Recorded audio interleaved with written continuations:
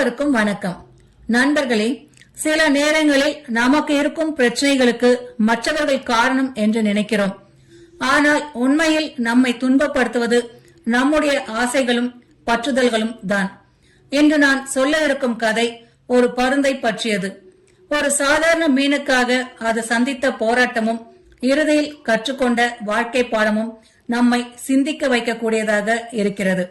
கதைக்குள் செல்வதற்கு முன்பாக எங்கள் சேனலை சப்ஸ்கிரைப் செய்து பெல் பட்டனை அழுத்துங்கள். எங்கள் கதைகள் உடனுக்குடன் உங்களை வந்து சேரும்.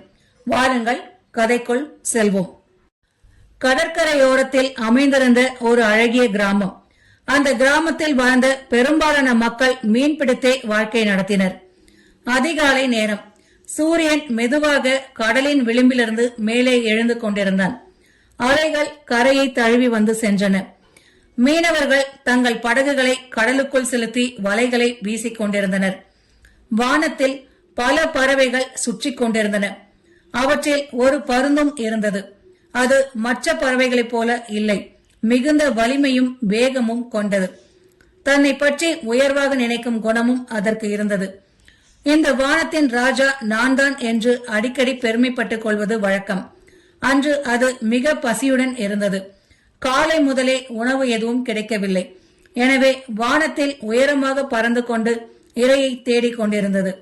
அப்பொழுது கீழே மீனவர்கள் வலையை இழுப்பதை பார்த்தது. வலையில் ஏராளமான மீன்கள் துள்ளிக் கொண்டிருந்தன. அவற்றில் ஒரு பெரிய வெள்ளி நிற மீன் சூரிய ஒளியில் பளிச்சென்று மென்னியது. அதை பார்த்தவுடன் பருந்தின் கண்கள் விரிந்தன. ஆஹா, இவ்வளவு பெரிய மீனா! இதை எடுத்து சென்றால் இன்று முழு நாளும் எனக்கு உணவு கவலை இருக்காது என்று அது நினைத்தது. அடுத்த நொடியே மின்னலை போல கீழே பாய்ந்தது. சற்றென்று அந்த மீனை தனது அலகால் கவ்விக்கொண்டு மீண்டும் வானத்தை நோக்கி பறந்தது. மீனவர்கள் ஆச்சரியத்துடன் பார்த்தனர். என்ன வேகம் என்று ஒருவர் சொன்னார். பருந்தோ மகிழ்ச்சியில் திளைத்தது. இன்று நான் வென்றுவிட்டேன் என்று மனதில் நினைத்தது. ஆனால் அது அறியவில்லை அந்த மீன் அதன் அமைதியை பறிக்கப் போகிறது என்பதை. சில நொடிகளில் அங்கிருந்த 2 காகங்கள் அந்த மீனை கவனித்தன. அங்கே பாருங்கள், பருந்து பெரிய மீனை எடுத்து செல்கிறது என்று ஒன்று கத்தியது. உடனே மற்ற காகங்களும் அதை நோக்கி பறந்தன. முதலில் 2, பிறகு 5, அதன் பிறகு 10. சிறிது நேரத்தில் நூற்றுக்கணக்கான காகங்கள் பருந்தை சுற்றி வட்டமிடத் தொடங்கின. கா கா கா என்ற சத்தம் வானம் முழுவதும் எதிரொலித்தது. பருந்து முதலில் அதை ஒரு பொருட்டாக எடுத்துக்கொள்ளவில்லை. அவர்கள் என்ன செய்ய முடியும், நான் பருந்து என்று நினைத்தது. ஆனால் காகங்கள் விடவில்லை. அவை மேலும் மேலும் அருகில் வந்தன.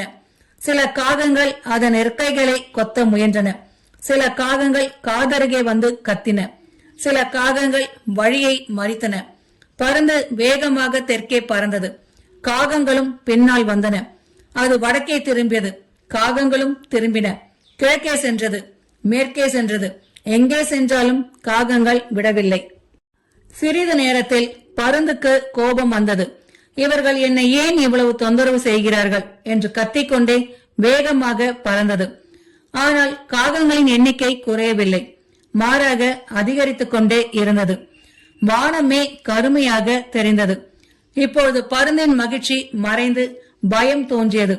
அதன் மூச்சு வேகமாக ஓடியது. ரெக்கைகள் வலிக்க ஆரம்பித்தன. அலகில் பிடித்திருந்த மீனும் கனமாக உணரப்பட்டது. ஆனால் அதை விட மனம் தயாராக இல்லை. இவ்வளவு கஷ்டப்பட்டு பிடித்த மீனை எப்படி விடுவது என்று அது நினைத்தது. அப்பொழுது அது கீழே பார்த்தது. கடல் அலைகள் ஓடிக்கொண்டிருந்தன. காற்று வீசியது. வானம் அழகாக இருந்தது. ஆனால் அவற்றை ரசிக்க முடியவில்லை. ஏனென்றால் அதன் மனம் முழுவதும் அந்த மீனிலேயே இருந்தது. அப்போது ஒரு கேள்வி அதன் மனதில் தோன்றியது. இந்த மீனை பிடிப்பதற்கு முன்பு நான் மகிழ்ச்சியாக இருந்தேனோ என்று. இப்பொழுது ஏன் இவ்வளவு துன்பப்படுகிறேன்? அந்த கேள்வி அதை சிந்திக்க வைத்தது. காகங்கள் தொடர்ந்து துரத்தின. நேரம் கடந்து கொண்டே இருந்தது. பருந்தின் சக்தி குறைந்து கொண்டே போனது. இறுதியில் அதனால் இனியும் தாங்க முடியவில்லை. அப்போது அது ஒரு உண்மையை உணர்ந்தது. காகங்கள் என்னை துரத்தவில்லை, என்னிடம் இருக்கும் மீனை தான் துரத்துகின்றன. இந்த மீன் இல்லை என்றால் எனக்கு எந்த பிரச்சனையும் இருக்காது. அந்த உண்மை மின்னல் போல் அதன் மனதில் பாய்ந்தது. ஆனால் இன்னும் ஒரு போராட்டம் நடந்தது. ஒரு பக்கம் மனம் மீனை விடாதே என்று சொன்னது. மறுபக்கம் அறிவு அமைதியா மீனா ஒன்றை தேர்வு செய் என்று கேட்டது. சில வினாடிகள் யோசித்த பருந்து இறுதியாக ஒரு முடிவெடுத்தது. அலகை மெதுவாக திறந்தது. மீன் கீழே விழுந்தது. அடுத்த நொடியில் நடந்தது அதிசயம். அனைத்து காகங்களும் பருந்தை மறந்து மீன் விழுந்த இடத்தை நோக்கி பாய்ந்தன. ஒரே கணத்தில் வானம் அமைதியாகிவிட்டது. சற்று முன்பு காதுகளை பிளந்த சத்தம் காணாமல் போய்விட்டது. பருந்து தனியாகிவிட்டது. அது அருகிலிருந்த பெரிய ஆலமரத்தில் சென்று அமர்ந்தது. ஆழமாக மூச்சை இழுத்து விட்டது. அந்த நிம்மதி வார்த்தைகளால் விவரிக்க முடியாதது. அப்போது அந்த மரத்தில் இருந்த வயதான ஆந்தை ஒன்று பேசத் தொடங்கியது. பருந்தே, இன்று நீ ஒரு பெரிய பாடம் கற்றுக்கொண்டாய் என்றது. பருந்து ஆச்சரியத்துடன் கேட்டது, என்ன பாடம் என்று. ஆந்தை புன்னகைத்தது. உன் துன்பத்திற்கு காரணம் காகங்கள் இல்லை, உன் பற்றுதல் தான் என்றது. பருந்து அமைதியாக கேட்டது. ஆந்தை தொடர்ந்தது, மனிதர்களும் இப்படித்தான் வாழ்கிறார்கள். பணம் வேண்டும், அதற்கு மேல் பணம் வேண்டும். புகழ் வேண்டும், அதற்கு மேல் புகழ் வேண்டும். பதவி வேண்டும், அதற்கு மேல் பதவி வேண்டும் என்று ஆசைகள் வளர வளர கவலைகளும் வளர்கின்றன என்றது. பருந்து கேட்டது, அப்படியானால் ஆசைப்படக்கூடாதா என்று. ஆந்தை சிரித்தது. ஆசை தவறல்ல, ஆனால் ஆசை உன்னை ஆள ஆரம்பித்தால் அதுதான் பிரச்சனை என்றது. நீ மீனை பிடித்திருந்தாய், சிறிது நேரத்தில் மீன்தான் உன்னை பிடித்து விட்டது என்றது. இந்த வார்த்தைகள் பருந்தின் மனதை தொட்டன. அன்று முதல் பருந்து மாறியது. தேவைக்கு மேல் எதையும் சேர்க்க முயற்சிக்கவில்லை. கிடைத்ததை மகிழ்ச்சியுடன் ஏற்றுக்கொண்டது. அதன் வாழ்க்கை அமைதியாக மாறியது. முன்பை விட மகிழ்ச்சியாக வாழ்ந்தது. நம்மை துரத்தும் காகங்கள் பல நேரங்களில் வெளியில் இருப்பதில்லை. அவை நம்முடைய பேராசை, பற்றுதல், தேவையற்ற கவலைகள், அளவுக்கு மீறிய எதிர்பார்ப்புகள் ஆகியவையாக இருக்கலாம்.